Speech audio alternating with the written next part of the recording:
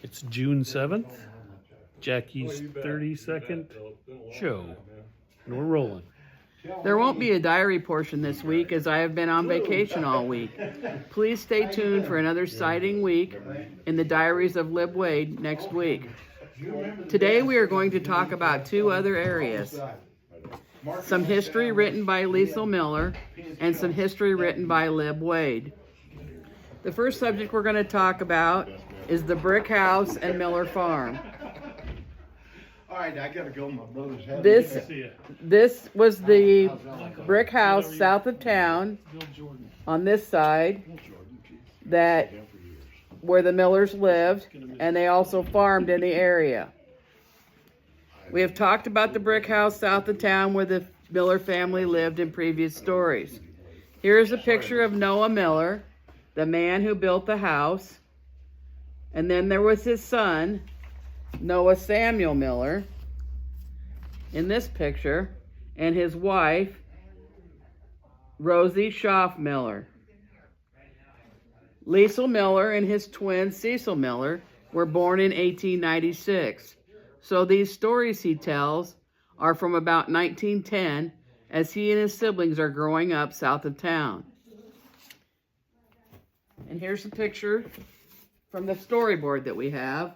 Up on the top is the picture of the house on the left, and then down in the center are the picture of the children. Not in the picture are Esther Miller Kirkpatrick and Nellie Miller Hohenschel because they were older, and the little children are Lecil, Cecil, Louis Miller, and Edith Miller Carter. And here is Lecil's story. When my brother and I were 12 years old, we both went on one hay rack to haul bundles of grain in the threshing ring. Being too small to handle a fork to load bundles, we would load them by hand and also pitch them into the machine by hand. The two of us could do the work equal to one man. My brother Cecil passed away in 1912. He got sick while threshing at our neighbor's place, Monty Lutton. He was stricken with appendicitis, had an operation, and never recovered. Besides farming, Dad had a threshing machine, a clover huller, a corn shredder, and finally a silo filler, lumber saw, and a wood saw. So you see, we were always busy. My dad and mom always worked hard and saw that we kids all worked hard too. Along with the hard work, Dad always had time for some recreation. He always took us to every big circus in Cedar Rapids, such as Buffalo Bill or the Ringling Brothers or any other circus that came there. We would take the Milwaukee passenger train early in the morning and return to North English at about midnight. Sometimes there would be only standing room on the train. Dad was also a great sports fan. Several times he went by train from North English to Cedar Rapids to attend World Championship wrestling matches. When Iowa's own Frank Gotch was heavyweight champion, and also when Iowa's Earl Caddock was world champion. Some things that my folks used to do that I remember were: everyone was up and ready to eat breakfast at 6 o'clock every morning. The menu for breakfast was pancakes made from homegrown buckwheat, sausage or bacon from hogs that we had raised, eggs, bread and butter, and oatmeal with cream. My mother always churned the butter from our own cream. For dinner and supper, we always had pork chops or tenderloin from our own butchering. Peas, beans, carrots, and other vegetables from our garden. We had all kinds of fruit from our orchard. We had peaches, pears, apples, blackberries, raspberries that we ate fresh or canned, depending on the season. People from town came out to the farm to get peaches. Mr. George Swain from North English, who would be Sherwood Swain's father, had a horse and buggy and always came out on Sunday afternoon or some evening to get fruit. Dad had a cane mill. We raised cane and made our own molasses. We stripped the leaves from the stalks, then cut off the top of the seeds with the seeds and saved some of them for planting for next year. Next, we cut the cane with a corn knife and hauled it to the mill. We used one horse to run the mill. The cane was fed into the mill between two steel rollers that were run by the horse, going around and around. The juice ran into a barrel or tank. All this work was done in the daytime. Then at about 8 o'clock, the juice would be put into a large pan, about 7 feet long, 3 feet wide, and 18 inches deep. The pan would be placed over a hole that was dug in the ground to a depth of 4 feet, bricked up for a fireplace. A slow fire was started, and then the juice started to boil. We would use a wooden paddle about 5 feet long to stir it with. We had to continue stirring the substance for 3 or 4 hours, which was the length of time required to cook it. We always had lots of molasses to sell. The neighbors came with their own containers, mostly 1 gallon in size, but some 5 gallon. After we had finished the pan of molasses, we would sometimes roast a chicken with the same fire and have lunch at about 10 o'clock. Dad always tried to do something to make an extra dollar. He used to hunt rabbits and prairie chickens to sell. We packed them in wooden barrels and shipped them by express on the passenger train to a firm in Chicago, which would make him a few dollars. And then there was the butchering season, which came late in the winter. It took 1 whole day to kill and butcher the 3 or 4 hogs required to furnish meat for our family. We had a large cast iron kettle that held 25 or 30 gallons of water, which we hung on a pole and then started a fire under it. We had a large wooden barrel placed in a slanting position and a platform to lay the hog on and to stand on. And then the water over the fire came to a boil. It was poured into a barrel and some wood ashes added to make a sort of lye water. The hog was then pulled up and down in the hot water until the hair got loose and then was placed on a platform. We used butcher knives to scrape the animal until the hair was all removed and he was nice and white. Then we would do the others the same way. They were hung up, cut open, and the intestines removed. The fat was taken off and saved for lard. We would leave the hogs hanging to the limb of a tree all night to cool out. The next morning, some of our neighbors would come to help cut them up and cut all the fat off to render and make lard. We kids were put to work cutting up the fat in about 1-inch squares. It was put into a large kettle that we used to heat the water in and hung over a low fire.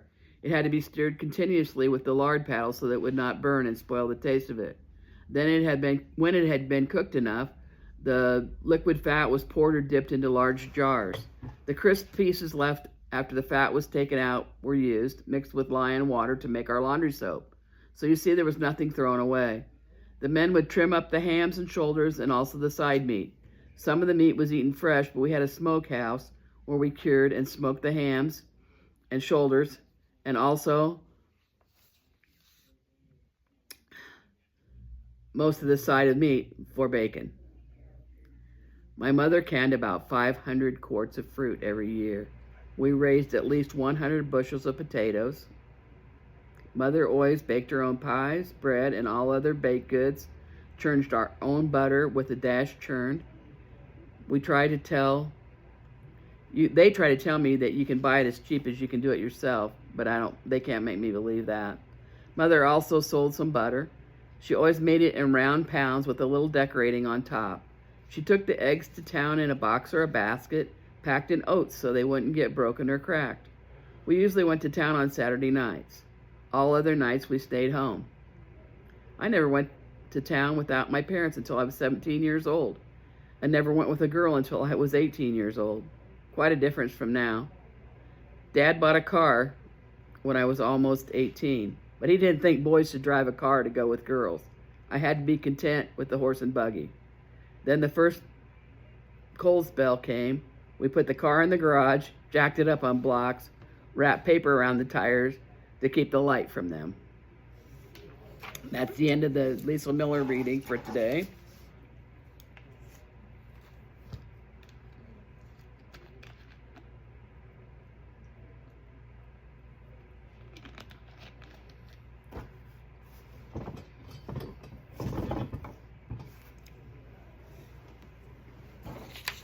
Now we'll read some history of her family as written by a Mary Elizabeth Claypool Wade, or Lib Wade, the same person who wrote the diaries I've been reading each week.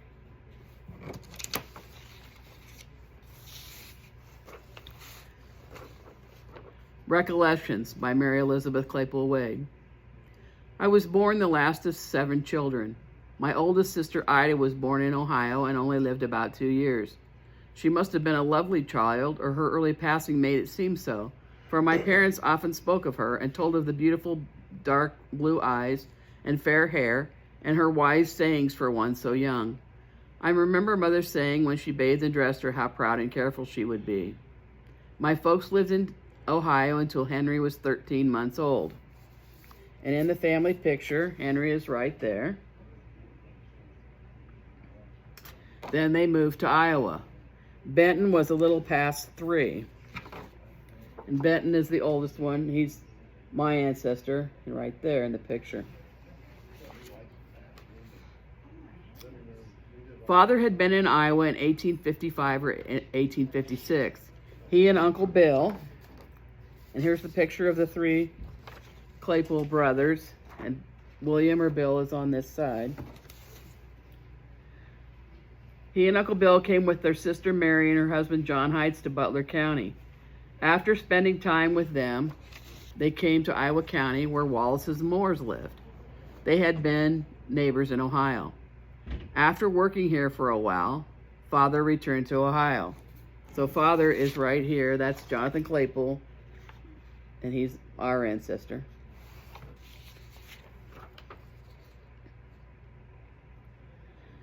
Father returned to Ohio, but Uncle Bill stayed here, and afterwards he married Mary Wallace.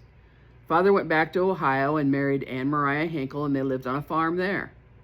The place where they lived was timber country, and there was lots of hard work to do before the land was ready to be cultivated.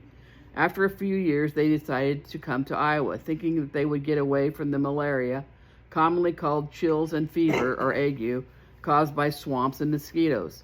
That must have been a terrible time. About every 3rd day, the chills and fever, the next day a little better, and the next day able to work a little, and then the chills and fever again. No wonder they wanted to leave there. Well, they came here in the fall of 1865, just at the close of the Civil War.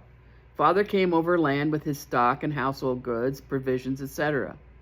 Mother's brother, Henry Hinkle, came with them. I believe some other man came too, but I don't remember his name. They had to cross the Mississippi River by a ferry boat. I have heard my father tell of that trip so many times. That was his 2nd trip overland with wagons. The first, you remember, I mentioned before, with his sister and brother-in-law, I believe in 1856. Father told how when they loaded their wagons, one of the first things put in was an old heavy cast iron cook stove. It being the first thing loaded, it was put up in the front of the wagon. Consequently, it was very convenient, but a very uncomfortable seat for so long of a journey. Of course, that was not thought of until all was loaded, and then it had to be left that way, for there must have been 1,000 things in that wagon. Bacon, dried fruit, a grain sack each of dried peaches and apples and some pears, garden seeds of every kind, herbs for medicine, cooking utensils, bedding, dishes, farm tools, and everything you could think of to bring to a new country where everything was scarce and hard to get. Mother and the children and Mother's sister, Aunt Mary Hinkle, came on a train to Marengo, which at that time was the end of the railroad. It had just been finished that far at that time. When Father went back in 1856 or 1857, he had to go to Iowa City to get on the train. They were met at Marengo and had to ride in a wagon across the prairie to the new home. It was November, cold, dreary, lonely, nothing very attractive at that time of the year, but it was home. They had to provide for winter right away. Uncle Bill had just returned from the army. His health was very poor.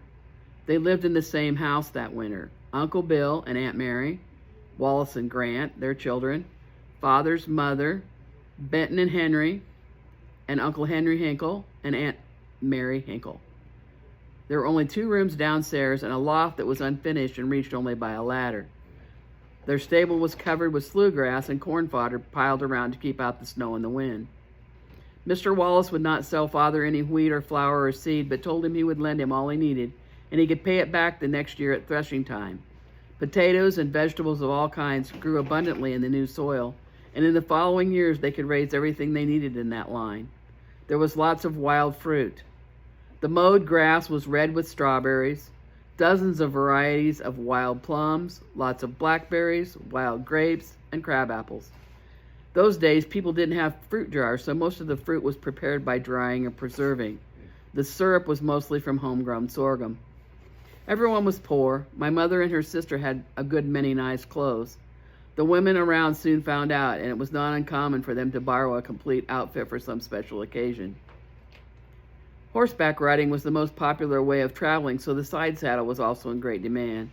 They went into Lytle City for the mail, which was brought from Iowa City. The old stage road is now what is the Black Diamond Road. There were not many roads at that time, only bridle paths and trails across the prairies.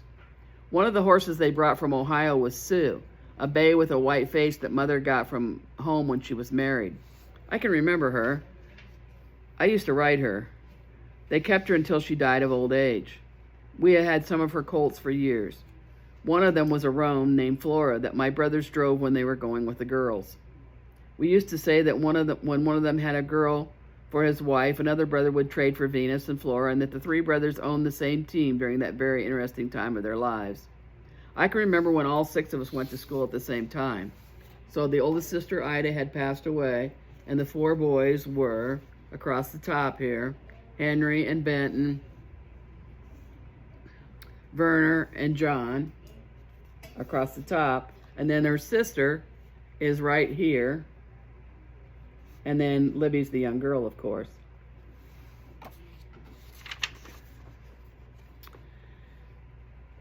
On the way to school, we carried our dinner in a flared tin pail full. Roman stem apples, a dozen or more in the bottom, bread and butter, boiled beef, turnover pies, donuts, oh, also good and so much work for Mother. Such big bakings nearly every day and so much other work to keep that many in school. When I went to school of the morning, I remember a big brother holding each hand and lifting me over the snowdrifts or over patches of ice, my feet scarcely touching the ground as they hurried along. Sometimes I rode on one of their backs. My first teacher was Laura E. McKinstry, now Mrs. Swope, and we've talked about her before. She's right here in the picture. She lived to be over 100 years old. Some of my other teachers were Addie Carter, Nan Roller, Rosa Carter, and Katie Devine. We had spelling schools, writing school, singing school, and literary society. We used to go home from school and after supper go back to the schoolhouse for the evening. Sometimes some of us would take our supper with us and stay at the schoolhouse for the evening. At that time, there were so many students attending Yankee Point. One winter, there were 64 enrolled. Old homemade desks and benches, seats along the sides, and the desks so high the smaller ones could hardly see over.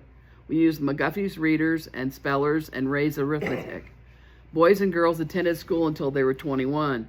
Some of them only went the winter term and had to work pretty hard to keep up with their classes. Some of the younger ones who went the full year could recite with the others nearly twice their height, but all were considerate of the feelings of their classmates and helped each other. The older ones sometimes helped the teacher by hearing classes in the lower grade. I remember when Uncle Sam's came here in 1882. They came to Kinross, and there's their children. The first time I saw Lou, she had a dish towel tied over her head. These children are William Nelson Claypool, John Tabor Claypool, Margaret Claypool Carter, and Lou Claypool Pettibone. The first time I saw Lou, she had a dish towel tied over her hair. They had come unprepared for such a cold trip, and she took the cover from her lunch basket and tied it on.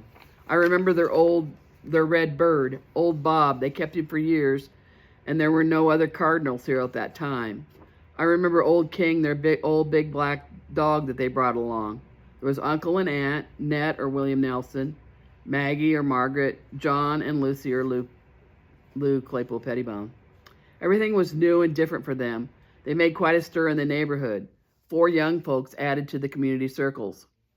It was not many years until some of the older ones of the family were married and new homes established. Then the losses after several years until now the older ones of us are quite a few in number, with hosts of loved younger ones and sweet memories of those gone on.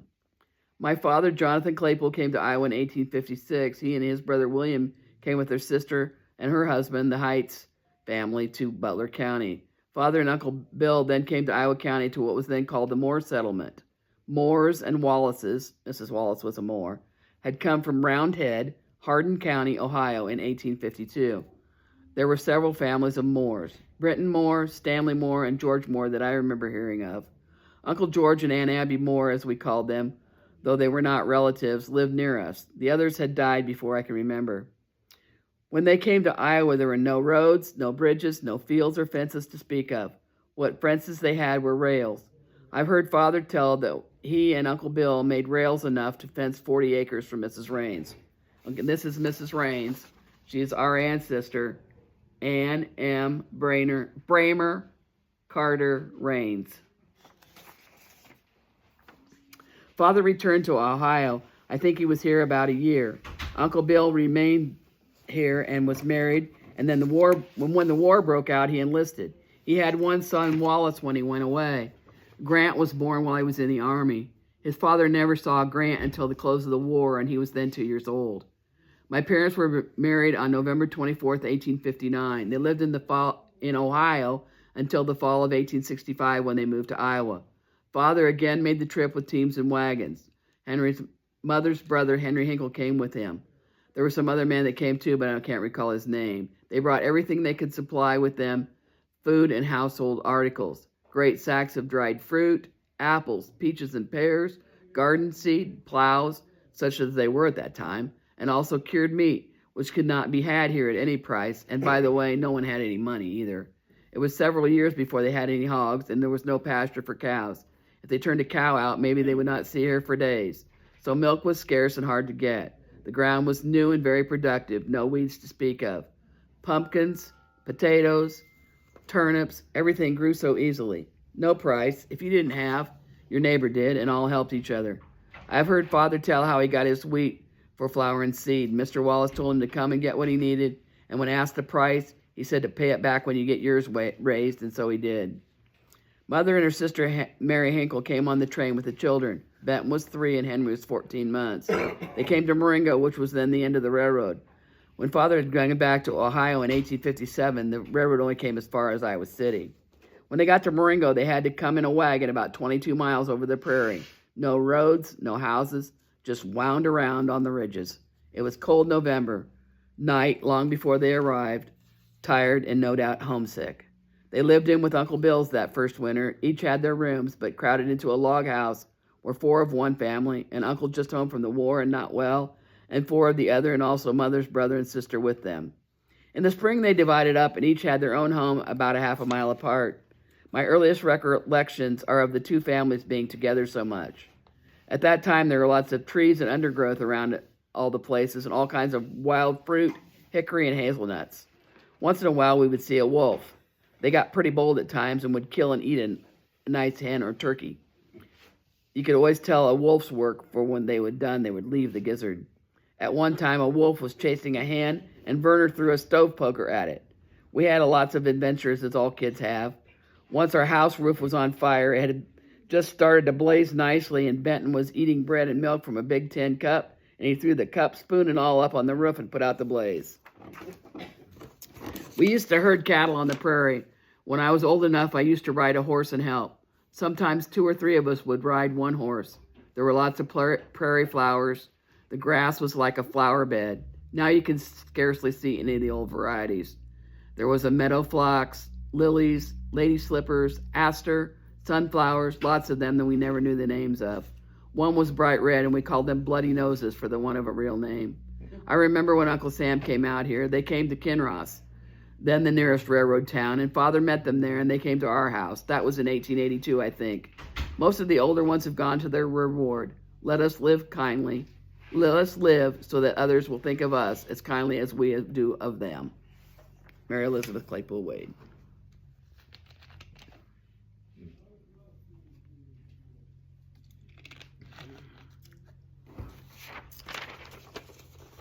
The English Valleys History Center promotes the rich history of the communities within the river valleys of the North, Middle, and South English rivers. It encompasses an area roughly served by the English Valleys School District, from Deep River to near Parnell and from Watcher to Kinross. This also includes the communities of Millersburg, North English, Webster, and South English. Please send donations to the English Valleys History Center, P.O. Box 70, North English, Iowa 52316.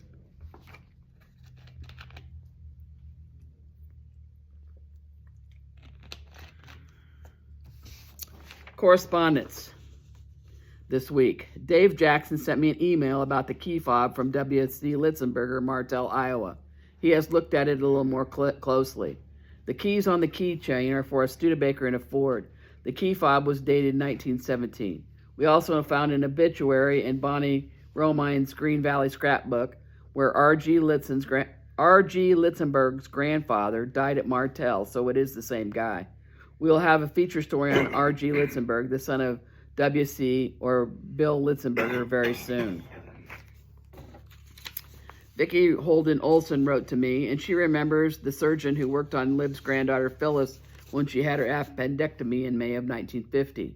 Vicki says, I scrubbed for Dr. Watts in Cedar Rapids in the late 70s. He was a good surgeon and a wonderful man to work with. Mark Claypool wrote and said, Jackie, thank you for another great day, and now I know exactly where the Claypool family originated from. I always heard it was Roundhead, Ohio, and thanks for confirming it. Pam Kavanaugh Shields said, another great broadcast, Jackie. Dave asked me how you get your information and such, and so I filled him in. Such a great service you provide each week, the history of the town so many of us grew up in. I, for one, applaud you and am so grateful. Dan Best corrected me that the Guy Lombardo concert was held at the new high school in the new gym, which we now call Gene's Gym, in 1966, because he went to it and now he likes the big band sound. It was a fundraiser for the band boosters. Mary Warner Kunert said she remembers going to the Guy Lombardo concert at the high school in 1966, as her grandma Warner loved the big band sound. Louise Ballard Davis said, thank you, Jackie. You do such a fantastic job broadcasting about the lives of all the English Valley's residents. Regarding our tribute to Linda Reed Lee, I would also like to add that her grandson, Cooper Andreessen, is now a teacher too. And Bonnie Netzer Romine shared this memory about Linda. Linda Reed's parents, Glenn Ortuni and Pauline Reed, enjoyed hosting the elementary students in their home. Bonnie remembers a Halloween party held at the large Reed home on East Oak Street. It was very dark in each area, and the Reed girls helped with the frightening experience. Linda held a bowl of eyes, which were grapes, and the final part of the party was held on the top floor of the home. I remember when our class went down and watched the premiere of Cinderella in the Reed living room on their large color TV, as color televisions were rare for us children. Dan Best also remembers watching The Wizard of Oz at the Reed home, as it had a black and white segment and a color segment. I would also like to mention that the next English Valley's alumni luncheon at Bryant's in the Williamsburg Mall will be held at 11:30 a.m. on June 30th. Please contact Alice Stramer or Linda Carter for reservations. I wanted to tell you about an upcoming program at the History Center on June 29th at 2 p.m. Sandra Kessler, host, an accomplished researcher and author, will be discussing Iowa's one-room schools. She will be explaining the history of our highly praised system of 12,623 rural schools in Iowa from 1856 to 1966. You won't want to miss this informative presentation. A meet and greet and treats will follow, and be sure to check out our program schedule for the rest of 2025. And this is the flyer on the one-room schools. Be sure and check that out.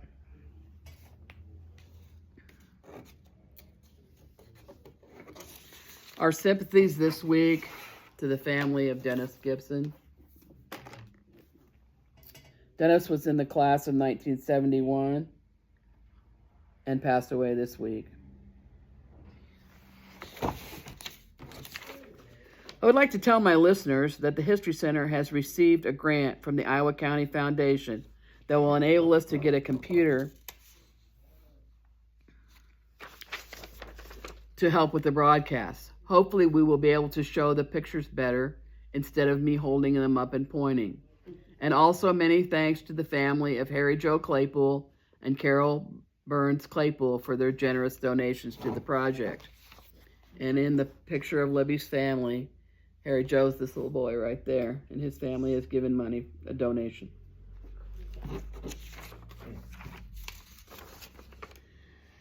This morning, we had some visitors to the History Center. Some of the Jordan family, Bill Jordan from Arizona and J.B. Jordan, his brother, and Connie Jordan, the sister of Edwin Jordan, the pastor from this area. And 2 of the daughters of John Reed and their husbands were here for the funeral of their Aunt Linda Reed Lee. They are Nicole from New York and Lindsay from Portland, Oregon. We are getting an acquisition of the week. It hasn't arrived yet, and it's a shirt that was worn during the centennial, and it was donated by a family from the area. We'll tell you more about it soon. And in other news of the week, Dave Jackson has been in touch with a family from out of town who was involved in the bank robbery at the North English Bank. More on that when I find out more details. There's a flyer on the EV graduates page if you need more information about when different decades of classes will meet during the alumni reunion on July 26th. I talked to Robert Kaufman from Ottumwa yesterday, and he's planning because his class is having their 50th. We're looking forward to seeing lots of you. The parade is at 10:30, starting at noon. Snacks and drinks will be available at the History Center.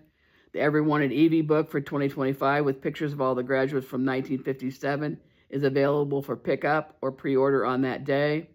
Scott Romine has posted an order form on the EV Graduates Facebook page. Marcia Wade Vinson showed up and gave me her money for her book. I need to give that to Scott. Proceeds from that book will be used for the purchase of a swinging panel display for old class composites of the EV graduates at the History Center. They're $45 and $10 if mailed. I'll be doing a live broadcast before the parade at 9 a.m. and staying around after the parade to visit with alumni. We are also interested in learning about historical English Valley's items that you might wish to donate to the History Center. Please contact Dave Jackson, Scott Romine, or any other board member to donate. Thank you, everyone, and we'll see you next week.